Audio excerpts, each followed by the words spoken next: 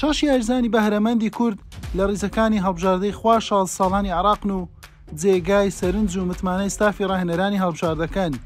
چواریان لەیانەی هەولێرن، ئەوانیش یاسین موئەیەدی گۆڵپارێز و ڕاما مازن و ئەنەس زریان و محەممەد مەحمودن. محەممەد گۆران لە پێشمەرگەی سلێمانی و ئەحمەد حازمیش لەیانەی دۆگ لەگەڵن.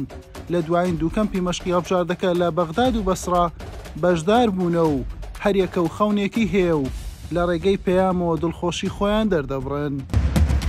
الحەمدولیلا لە نێوان 700 یاریزان ئێمەیان بینی لە ئیختیبار ئێمەیان بینی بانگێشکراین بۆ 25 یاریزانەکە لە پاڵەوانتەکان دەرەوە نامان لەگەڵدا دەبێت لەگەڵ 25 یاریزانەکە. الحەمدولیلا زۆر دڵخۆشم و ماندووبوونی فەزڵی خۆیە، ماندووبوونی بام و خۆمە و پێڕاگەشتنەکەم دەڕیبەکان بەڕاستی وڵا دڵم زۆر خۆش بوو، ماندیبوونی ئەمن و داکم بووش و بەڕاستی دەریبەکانم زۆر یعنی مساعدەم لۆ من کردی.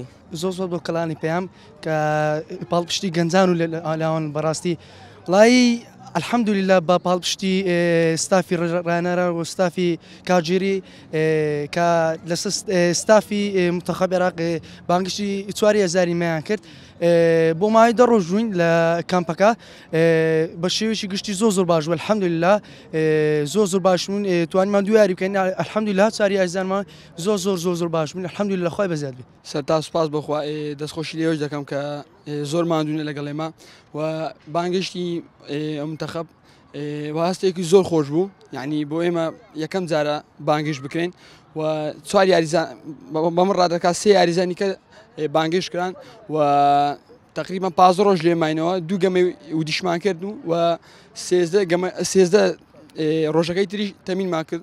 لەگەی ئێمەش زۆر ماندووبوون بەڕاستی و دەستخۆشی لە دەستی ڕاهێنانیش دەکەم بە تایبەت کابراکاوە کە زۆر لەگەڵ ماندوو بووە و خاڵیشم ئەو زۆر لەگەڵ ماندوو بووە بە تایبەت کابراکاوە. سەردام سوپاسیم دەڕیبەکان مەکەم کە زۆر یارمەتی دەربوون لەگەڵ برایانم لە نادی پێشمەرگە و برایانم لە دەربەنی خان. سوپاس بەخوا کەمپێکی باشمان بەڕێ کرد و زۆر باش لە خوا بەزیافی.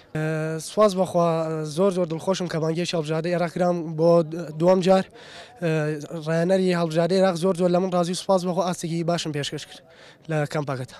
خودێ مەخۆمەدا کرد بوو هەڵبژاردەی عێراقی دا ڕۆژام چینایرە بوو کەمپێکی ماخۆ باش ئۆمادە کریە و شڵۆ دە باش سەرکەویناکی یۆریزۆنین کورتە. هەڵبژاردەی خوا 16 ساڵانی عێراق لەژێر سەرپەرشتی خۆزێ ماریا زارگۆی ڕاهێنەری ئیسپانی و ستافەکەی لە نێو پرۆژەی خەونەکانی عێراقن و دەیانەوێت نەوەیەکی نوێ بۆ داهاتووی عێراق دروست بکەن و بە باشترین شێوە بۆ پاڵەوانتیەکانی دەرەوە ئامادەیان بکەن. حوسێن محەممەد کەناڵی پێام هەولێر.